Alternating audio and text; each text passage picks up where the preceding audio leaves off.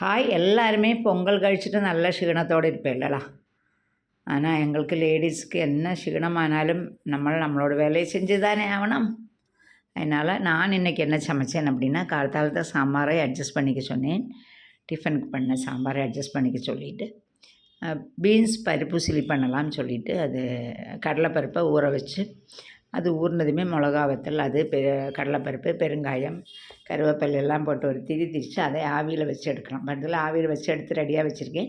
அதுக்கப்புறம் பீன்ஸை நம்ம பொரித்து கொட்டணும். கடலைப்பருப்பு உளுத்தம்பருப்பு கடுகெல்லாம் போட்டு பொரித்து கொட்டி அது வந்ததுக்கப்புறம் நல்லா இதை அப்படியே உதுக்க முடியலை. இப்போ வந்து அப்புறம் மிக்சியில் போட்டு ஒரு திருப்பினேன். அப்போ சாஃப்டாக எடுத்து அப்புறம் அதை பொரித்து கொட்டிட்டு சரி இன்றைக்கி இதை அட்ஜஸ்ட் பண்ணலான்னு சொன்னால் வேலையை பாத்திரம் எங்கேருந்து தான் வருதுன்னு தெரியல. எனக்கு என்னமோ பக்கத்தாத்துக்கார் போடுற மாதிரி தோணுறது. அத்தனை பாத்திரம் நேற்றுக்கு தேய்ச்சேன். திரும்ப பாத்திரம். நாளைக்கு வெள்ளிக்கிழமை கணுப்பிடி. அதனால் சரி அதுக்குள்ளே எங்கள் ஆத்துக்காரனா வேலை உனக்கு கம்மியாக இருக்கு இல்லையா, அதான் டிஃபன் ஸ்நாக்ஸ் மாதிரி எதாவது பண்ணேன்னு சொன்னேன். என்னென்ன பண்ணேன்னா ரிப்பன் பக்கோடா பண்ணு அப்படின்னாரு. நான் ஊருக்கு வர போகிறேன்னா அதான் பண்ணி வச்சாருந்தா ஒரு 2-3 நாளைக்கு நாங்கள் எதாவது சாப்பிட்டுப்போமே அப்படின்னு சொல்லிவிட்டு அப்படா எதுவுமே இல்லைடா அரிசியெல்லாம் ஊற போடலடா அப்படின்னா அவனா விடுவான். உடனே ஆன்லைனில் ஆர்டர் போட்டேன். கடலை மாவு அரிசி பொடி எல்லாமே. நான் என்ன பண்ணுவேன்னா 1/2 கிலோ கடலை மாவில் 1/4 கிலோ 1/2 கிலோ அரிசி பொடி 1/4 கிலோ கடலை மாவு வாங்கிட்டு உப்பு பெருங்காயம் மிளகாப்பொடி அதுக்கப்புறம் வெண்ணெய் என்னமோ வெண்ணெய் கொஞ்சம் இருந்தது அதையும் மட்டும் பிசைஞ்சிட்டு கொஞ்சம் ஒரு அண்ணா எங்கள் ஆத்துக்காருக்கு சுருக்குன்னு வரோம். மோஷிகா என்ன அவளுக்கு என்னன்னே தெரியலை கேட்குறா வந்து. சரி சொல்லி அப்படி பண்ணி விடலாம். சரி என்னென்னா இன்னும் நிறைய வேலை இருக்குது. ஊருக்கு போகிறதுக்குள்ளே அரிசி வைக்கணும். நாளைக்கு இத்தனை நாளைக்கு மாவு வாங்கினோம். நாளைக்கு அது முடியாது. அரிசி வைக்கணும். இட்லி பொடி இல்லை பொடிச்சு வைக்கணும். பாத்திரம் தேய்க்கணும். நாளைக்கு தை வெள்ளிக்கு மழை கணு வேறு. கார்த்தால வெள்ளிக்கிழமையிலவா விளக்கேற்றணும். கொஞ்சம் மற்ற நாள்னால் லேட்டாக ஏற்றலாம். ஆனால் கணுவள்ளியில் லேட்டாக ஏற்ற முடியாது. தை வெள்ளி வர முதல்ல கார்த்தால எழுந்திருந்து ஆஸ் யூஷுவல் நம்ம விளக்கு ஏற்றிட்டு திரும்ப 6 மணிக்கு சூரியன் உதிச்சதுக்கப்புறம் தான் கணுப்பிடி வைப்போம். கணுப்பிடி வச்சதுக்கப்புறம் திரும்ப ஒரு குளியல் போடணும். அப்புறம் கலந்த ஜாதம் ஏதாவது பண்ணணும். என்ன கலந்த ஜாதம் இவா சாப்பிடுவான்னே தெரியலை. நம்மளுக்கு சாப்பிட்ற வேறு இருந்ததுன்னா பண்ணுறதுக்கு ஒரு இன்ட்ரெஸ்ட் இருக்கும். ஆனால் நம்மளை எதை கொடுத்தாலும் சாப்பிடணும். அது பிடிச்சதுன்னா சாப்பிட்லாம். சாப்பிட்ணுன்னு நம்ம நிர்பந்திக்கலை. பிடிச்சதுன்னா டேஸ்ட்டே பாட்டோமே எனக்கு அது பிடிக்காது, நாங்கள் இது சாப்பிட மாட்டோம் அப்படின்னு சொல்கிறது நம்மளுக்கு தேசியம் வருது. நாளைக்கு ചെറുനാരങ്ങ சாதமும் புளியஞ்சாதமும் தேங்காய் சாதமும் மண்ணா பண்ணலான்னு சொல்லிட்டு ஐடியாவில் உட்கார்ந்துட்டுருக்கேன். அப்படியே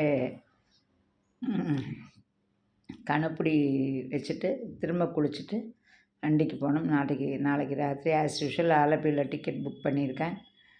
ஒரு ஆഴ്ചக்கு எனக்கு கிச்சன்லேருந்து விடுதலை. ஆமாம், இந்த சீஞ்சட்டி வந்து இப்போ தான் ஒருத்தர் வீடு மாறி போகிறேன் புதுசு சொல்லி கொடுத்தா. இன்றைக்கி தான் நான் ஆദ്യமாக எண்ணெய் வைக்கிறேன். எப்படி இருக்குதுன்னு தெரியல. ஆனால் இது இரும்பெல்லாம் காஸ்டிங் அப்படின்னு நினைக்கிறேன். நான் இப்படி தான் புழிவேன்ட்டேலாம். அழகாலாம் எனக்கு புழிய வராது. ஏதோ என்னால் தெரிஞ்ச அளவுக்கு புழிவேன். ஆனால் நல்லா டேஸ்ட்டாக இருந்தது சொன்னேன் எங்கள் ஆத்துக்கார். ஒரு டப்பாவே காலி ஆகிடுது. யாராவது கிட்டக்கு இருந்தால் வாங்கோ, உங்களுக்கும் ரிப்பன் பக்கோடா தரேன். ஓரளவுக்கு நான் நல்லா சமைப்பேன்ட்டேலாம். அவ்வளோ ஈஸியாகலாம் என்ன இடப்படாதுங்க. என்னென்னா எங்கள் அப்பா சமையக்காரா, எங்கள் அக்காக்கள் எல்லோரும் சமையக்காரோட குடும்பம் அல்லவா. அப்போ கொஞ்சமாவது சமைப்போமே. இப்போ ரிப்பன் பக்கோடா வேணுன்னா சென்னையில் இருந்தால் பெரம்பூருக்கு வாங்கோ, ஆட்டோ பிடிச்சின்னு வாங்கோ. நான் நல்லா சாப்பிட்லாம். நல்லா சுட ஃபில்டர் காப்பியும் இந்த பக்கோடாயும் சாப்பிட்டேன்னா ரொம்ப சூப்பராக இருக்கும். சரியா? இப்போ நான் இனி வண்டி ஓட்டுறேன். ஓட்டிட்டு ராத்திரி வந்து என்னென்னா நான் போகிறது இதை வீடியோ அப்லோட் பண்ணி நான் போகிறது 1 மணி 1:30 மணி ஆகிடுத்து. படுத்துக்கணும். போண்டா சொன்னான் என் பிள்ளை. ஆனால் போயிட்டு வந்ததுக்கப்புறம் தான் நான் வீடியோவே அப்லோட் பண்ணுறேன். வண்டி நல்லா ஓடித்து ரொம்ப சந்தோஷமாக இருந்தது. அதை விட சென்னை சிட்டியோடு ரோடு எல்லாமே காலியாக இருந்தது. அப்படி ஃப்ரீயாக இருந்தது. திறக்கே இல்லாக்கி இருந்தது.